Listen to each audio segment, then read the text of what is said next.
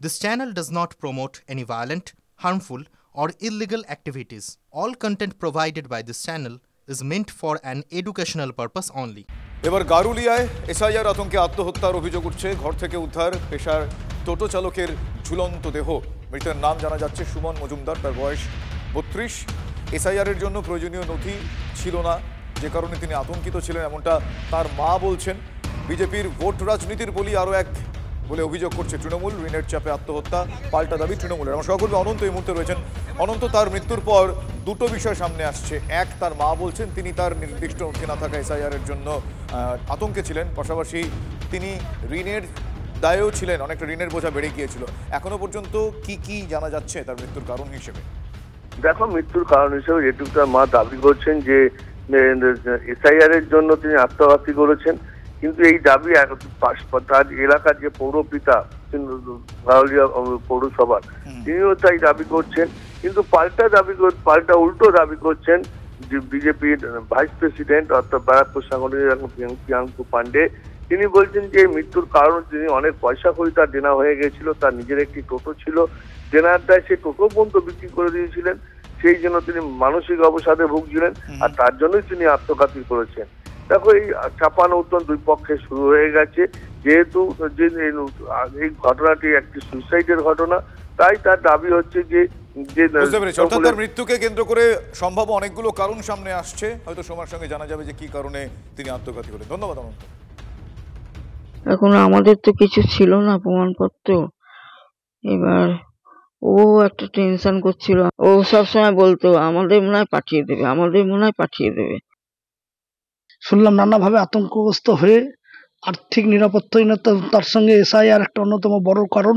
যেহেতু গতকালকে একটা ফর্ম পেয়েছে, এই ফর্মটা পাওয়ার পর থেকে কি করবে, এখানে থাকতে পারবে কি পারবে না, এই একটা সংশয়ের মধ্যে দিয়ে যাচ্ছিল, একটা চিন্তার মধ্যে দিয়ে যাচ্ছিল। তারপর এর প্রকাশ আজকে হঠাৎ করে একটি দুর্ঘটনা ঘটে গেল এবং সে নিজেকে নিজে শেষ করে দিল। এখন যে কোনো লোক মারা যাবে সেটা এসআইআর থেকে মারা যাচ্ছে। তো এই ডুয়েল নেচারটা হচ্ছে তৃণমূল কংগ্রেসের। যে লোকটা মারা গেছে এদেরকে বলুন খবরটা নেবে। দুদিন আগে ও যে টোটো চালাতো সেটাও বিক্রি করেছে, অনেক ধার দেনা হয়ে গেছিল তার উপরে, আরও কিছু পারিবারিক সমস্যা আছে, ইয়াং ছেলে, আর তার এসআইআর নিয়ে কোনো প্রবলেমই নেই। এটা টোটালি চাপ দিয়ে সে সুসাইড নোটে, যদি আপনারা দেখতে পান, আপনি দেখবেন উপরে যা লেখা আছে তার তলায় এসআইআরটা মেনশন করা হয়েছে। হ্যাঁ, সেটা টোটালি বানাওটি। ওর পুরো সার্কেল, পুরো বন্ধু বান্ধবরা জানে অনেক ধার দেনা হয়ে গেছিল, তার জন্যই টোটো বিক্রি করে পয়সা দিয়েছে। আপনারা শুনলেন সুমন মজুমদারের এই মৃত্যু নিয়ে অনেকগুলো, বেশ কতগুলো কারণ জানা যাচ্ছে। অন্যদিকে এসআইআর নিয়ে ভয় দেখাচ্ছে তৃণমূল কংগ্রেস, মৃত্যুর দায়ও তৃণমূলের, এমন মন্তব্য করেছেন কেন্দ্রীয় শিক্ষা প্রতিমন্ত্রী সুকান্ত মজুমদার। যারা দেশের নাগরিক তাদের ভয়ের কোনো কারণ নেই। বাংলাদেশ থেকে আসা রেফিউজিদের সিএ এর মাধ্যমে দেওয়া হবে নাগরিকত্ব, আশ্বাস সুকান্ত মজুমদারের। যে ভয় দেখিয়েছে তার দায় না। আপনার পাশে যদি একটা দড়ি পড়ে এবং সেই দড়িকে যদি কেউ সাপ বলে আর আপনি হার্ট অ্যাটাক হয়ে যদি মারা যান, তাহলে দায়ীটা কে? দড়িটা দায়ী না যে সাপ বলেছে সে দায়ী? যে সাপ বলেছে দড়িকে সে দায়ী। তো মমতা বন্দ্যোপাধ্যায় এসআইআরকে এনআরসি বলছে, অর্থাৎ দড়িকে সাপ বলছে, সেটা মমতা বন্দ্যোপাধ্যায় দায়ী। মমতা বন্দ্যোপাধ্যায় বা তৃণমূল কংগ্রেস যদি এটা না বলতো, নওশাদ তো পরিষ্কার বলছে ভয় পাওয়ার কোনো কারণ নেই। আপনার বাপ ঠাকুরদা এই মাটিতে ছিল।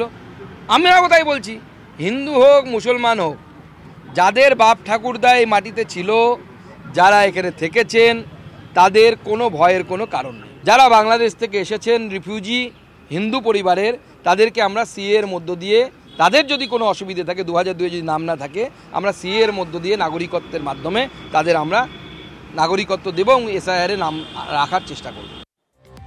আপনাদের শোনালাম সুকান্ত মজুমদার, তিনি কি বলেন। এই মুহূর্তে আমার টেলিফোন লাইনে রয়েছেন তৃণমূল কংগ্রেস মুখপাত্র অরূপ চক্রবর্তী। অরূপবাবু, তৃণমূল কংগ্রেস, সিপিএম, বিজেপি, কংগ্রেস, এই রাজনৈতিক দলগুলো কেউই বোধহয় এটা চায় না যে বৈধ ভোটার বাদ যাক, এখনো পর্যন্ত যা যা ন্যারেটিভ সামনে এসেছে।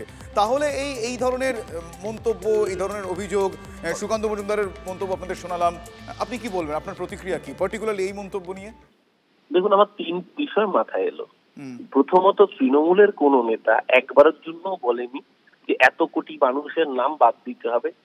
এত কোটি বাংলাদেশি রোহিঙ্গা বাদ চলে যাবে, তৃণমূলের কোনো নেতা বলেনি। সবকটা বিজেপির নেতারা, শুভেন্দু অধিকারী 1 কোটি মানুষের নাম বাদ দেওয়ার কথা বলেছেন, সুকান্ত মজুমদার, শান্তনু ঠাকুর বলেছেন 1 কোটি 20 লাখ মানুষের নাম বাদ দেওয়া।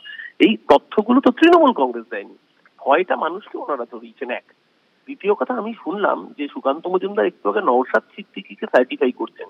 আমার মনে পড়ছিল সুরিশ সাক্ষী মাতাল, বাংলার একটা প্রবাদ আছে, এই সুরিশ সাক্ষী মাতাল সুকান্ত মজুমদার এই স্টেটমেন্ট শুনে আমার মনে হচ্ছিল। তৃতীয়ত, সুকান্ত মজুমদারের মন্তব্য কোনো করে যোগাযোগ বিচ্ছিন্ন হয়ে গেছে। বিষয়কে বলবো আরও একবার যদি ট্রাই করা যায় অরূপের সঙ্গে কথা বলার। আপনাদের যে বিষয়টি নিয়ে আমরা কথা বলছি প্রতিক্রিয়া নিচ্ছে আরও একবার জানাই। এসআইআর নিয়ে ভয় দেখাচ্ছে তৃণমূল, মৃত্যুর দায়ও তৃণমূলের, এমন মন্তব্য করেন কেন্দ্রীয় শিক্ষা প্রতিমন্ত্রী সুকান্ত মজুমদার। যারা দেশের নাগরিক তাদের ভয়ের কোনো কারণ নেই। সুকান্ত বুঝে গেছে যে এসআইআর কিন্তু ওদের ব্যাকফায়ার হয়ে গেছে। এই এসআইআর করতে গিয়ে মানুষ ওদের ওপর ভীষণভাবে খেপে গেছে। এই মতুয়ারা আমায় কখনো ভোট দিত না, এটা বিজেপির একদম ফিক্সড ভোটার ছিল।